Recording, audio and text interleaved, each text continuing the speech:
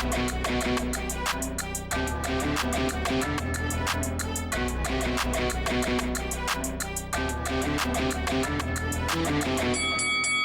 guys, welcome to Boxing Squared for boxing news and views from around the internet. Kubrat Pulev and Alexander Flores entered Trilla's Triad Combat event and emerged victorious, both heavyweight fighters securing wins. Kubrat Pulev getting a nasty knockout of Frank Mir, former MMA legend. It was clear from the opening bell in that one that Kubrat Pulev was just going to be too much for Mir, who was a couple of years older than Pulev. But yeah, from the opening bell, too fast, too strong. Basically, from the first clean right hand that landed, Frank Mir was, not doing too well. And this was all over within about a minute or so. You had Frank Mir eating a big right hand from Kubrat Pulev, who followed up with a left hook. And literally, this is one of the most bizarre sort of situations that I've seen in a little while. You had Frank Mir literally out on his feet. He was probably out after the right hand, definitely after the left hook.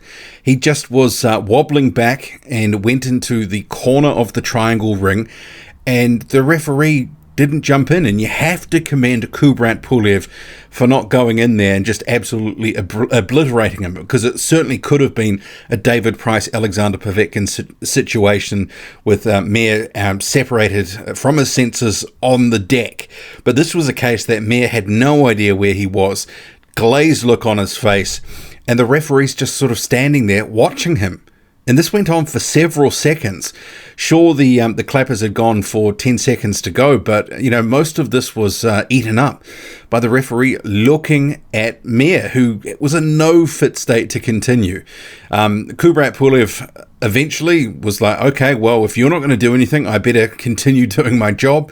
He comes in, and as soon as he starts sort of closing the distance on Mir, who was still, in the corner, basically incapacitated on his feet, the referee finally stepped in. It was bizarre, and the referee, I don't know what he was thinking. It was strange. But Kubrat Pulev gets the win here, stops Frank Mir after the fight. So he said that I was just too fast, I was too quick, and he just couldn't handle that. And he said to Rampage Jackson, this was in the post-fight interview where Shannon Briggs was turned up as well. Briggs was the captain for the boxing team, and then you had Rampage Jackson for the MMA team. And actually MMA won the night overall on points, but Shannon Briggs was basically saying that because Pulev won it, which was the main event of this Triad Combat event, that boxing won. So make of that what you will. And then Briggs was trying to sort of set up a fight on the spot with Rampage Jackson for a future event.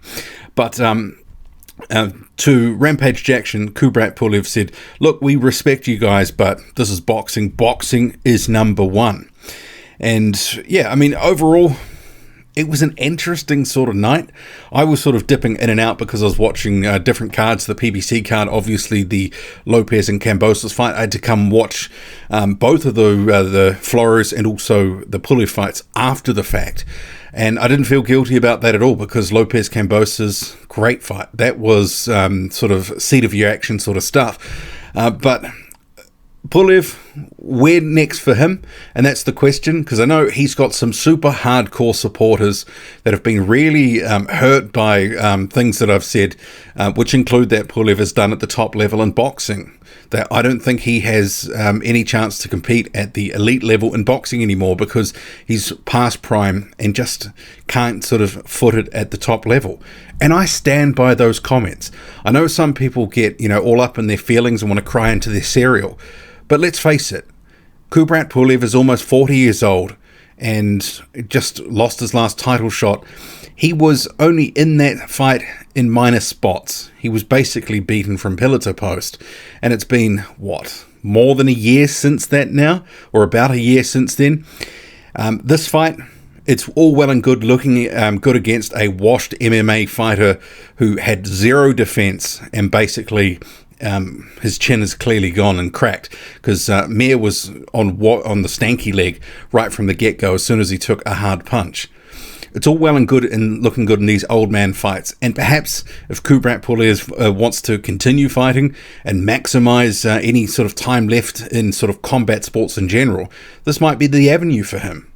He clearly has got enough to compete and foot it at a good level in this sort of combat sport against these MMA guys, etc., because he's a very good boxer. And this is the thing with people who are sort of all up in Kubrat Pulev's coin purse. You know, look, he is still a good fighter, but I just don't see that he's got any more to contend for a title. And if he can't contend for a title, and if he's not going to be able to get back there, and it's 2 or 3 years to get back there, I don't really see what the point is. But this sort of stuff, the old man fights where he can, you know, coin some, you know, somewhat easy cash based on this sort of performance, I think that makes a lot of sense. But overall, up to him what he does. I know some people thought he had retired, but it is what it is where Kubrat Pulev is in his career. But good performance here nonetheless, and commend him for not absolutely wrecking Mir when he had the chance to do so, because he could have done some serious damage. Moving on, the other fight, which was Mitrione versus Alexander Flores. Flores last seen sort of basically taking a dive against Luis Ortiz. He came to fight. He was actually in this fight. He won this fight.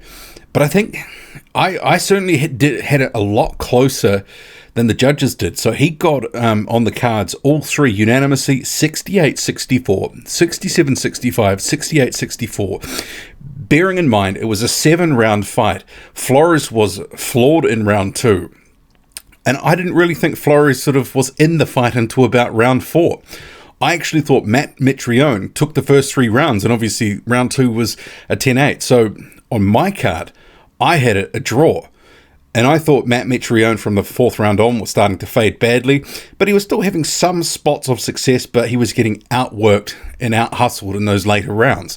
But early on, he was the one who was the aggressor. He was more effective in the clinches. He was actually bullying sort of Alexander Flores around in those clinches, sort of leaning on him, using some roughhouse tactics. I thought he was working better, throwing punches in those clinches, better work in those first 3 rounds than Flores.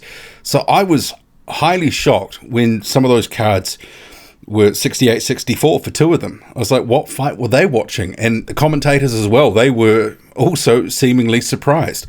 I mean, 67-65, even to me, still feels a bit wide, because I thought Flores had to win the last couple of rounds just to get the draw. So when it was wide scorecards announced, I thought that it had gone the other way. But it was what it was. Alexander Flores, actually probably the most heart and determination that I've seen from him. He was up for this fight. He wanted to be there. He overcame an early swarm from Mitrione. The first 20 seconds, 30 seconds of the fight, it was just all action frenzy. Flores, you know, sort of obviously got out of that, regathered, regrouped, was looking for counters. He was landing some nice shots. He was down hard in that second round. Beautiful shot from Mitrione, which was a right hand, was it a left? Was it left hand followed up by a right uppercut? Whatever it was a good little sequence, and Flores obviously had to sort of compose himself, and did well, I think, to not sustain too much more damage in that round. But Mitrione faded, Flores came into the fight, and clearly the referees, the judges, I should say, thought that he'd done more than enough, and he got it comfortably on the scorecards in the end. So I don't know how I feel about this whole Triad Combat overall, but this was something different, something a bit new, and given there's been almost no heavyweight fights in 2021 of note, there's been hardly any sort of big cards, a lot of stuff's been cancelled, a lot of stuff just not happening, not getting made because of the uncertainty around the pandemic, I was intrigued. I wanted to see what this was about. But maybe I want to see more boxers versus boxers as opposed to some of these MMA guys, especially the heavyweights. If you don't have good defense and you're a bit chinny, you know, the boxer who's got, generally is going to have better skills and better sort of striking ability overall, better technique, I should say. I mean, they're always going to be a bit of a favourite. But I thought Mitrione, he actually did well in those clinches, and he actually did one of those sort of spinning back fists, which was interesting of itself. But anyway, I'll leave it there. So Kubrat Pulev ices Frank Mir. He's out on his feet. And Alexander Flores gets a seemingly quite wide decision against Mitrione. What'd you make of it all? Drop a comment, loud and often. Hit like, hit subscribe, follow me on Twitter, boxing_squared. I'm out.